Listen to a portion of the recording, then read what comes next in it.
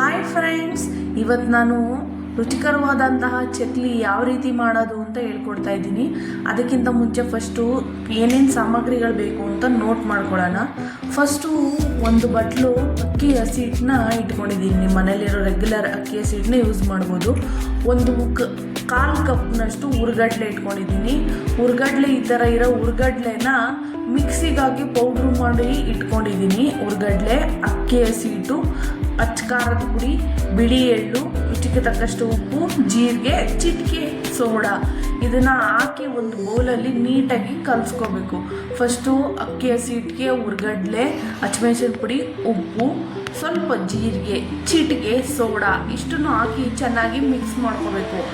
ಚೆನ್ನಾಗಿ ಮಿಕ್ಸ್ ಮಾಡ್ಕೊಂಡ ನಂತರ ಇದಕ್ಕೆ ಸ್ವಲ್ಪ ಕಾದಿರೋ ಎಣ್ಣೆ, ಇದಕ್ಕೆ 4-5 ಸ್ಪೂನ್ ಕಾದಿರೋ ಎಣ್ಣೆನ ಹಾಕಬೇಕು. ತುಂಬ ಜಾಸ್ತಿನೂ ಹಾಕ್ಬಾರ್ದು, ಕಮ್ಮಿನೂ ಹಾಕ್ಬಾರ್ದು.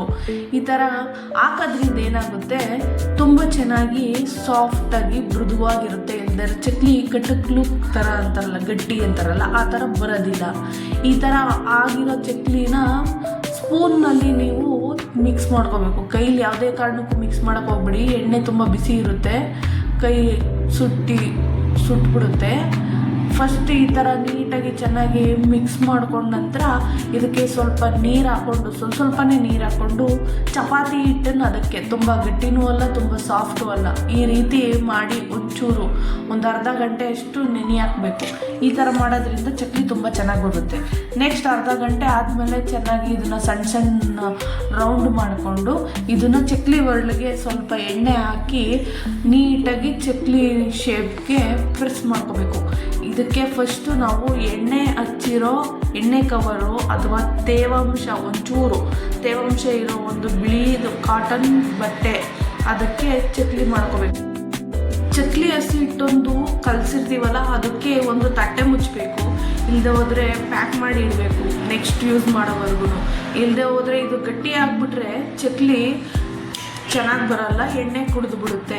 ಈ ಥರ ನೋಡಿದ್ರಲ್ಲ ನೀವು, ನಾನೊಂದು ಕವರ್ಗೆ ಈ ಥರ ಶೇಪ್ ಮಾಡಿ ನೀಟಾಗಿ ಇಟ್ಕೊಂಡಿದ್ದೀನಿ. ಯಾವುದೇ ಕಾರಣಕ್ಕೂ ಚಕ್ಲಿ ಕಿತ್ತೋಗೋದಿಲ್ಲ. ಈ ಥರ ಮಾಡೋದ್ರಿಂದ ನೆನೆಸಿ ನೀಟಾಗಿ ಚೆನ್ನಾಗಿ ಮಾಡ್ಬೋದು.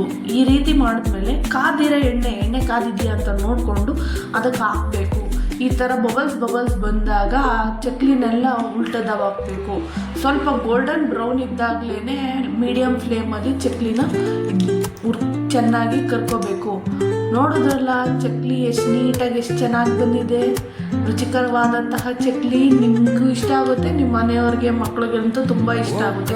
ಹೊರಗಡೆ ತಿಂದು ಆರೋಗ್ಯ ಹಾಳು ಮಾಡ್ಕೋಬೇಡಿ. ಎಣ್ಣೆದು ಯಾವ್ಯಾವ ತಿಂಡಿ ತಿಂದು ಕೆಮ್ಮು ಸ್ಟಾರ್ಟ್ ಆಗುತ್ತೆ.